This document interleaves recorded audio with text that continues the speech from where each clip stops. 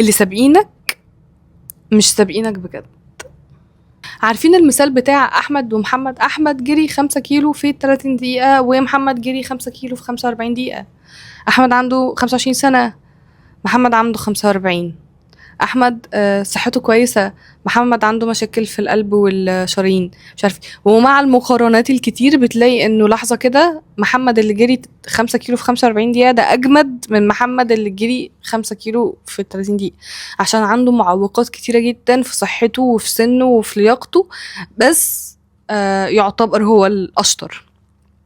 يعني انت متخيل ان فلان الفلاني ده سبقك، بس هو بدأ قبلك، بادئ بمعطيات احسن، مثلا دعم من الاهل، تعليم افضل، واسطة مثلا، يعني ايا كان. معطيات كتير، معطيات كتير تخليه يبقى في الحتة دي في الوقت ده طبيعي ومنطقي. وممكن بالنسبة للمعطيات اللي هو فيها يكون هو اصلا متأخر، في حين ان انت لسه ما عندكش اي حاجة من المعطيات دي، بس بتقارن نفسك بيه ليه؟ ما المقارنة دي خسرانة، انت الوحيد اللي خسران فيها. يعني بجد مش عارف معطياته عاملة ازاي، بس انت بتقارن بالنتائج، هو نتائجه عاملة ازاي ونتائجي عاملة ازاي؟ ما بتمشيش كده يا صاحبي.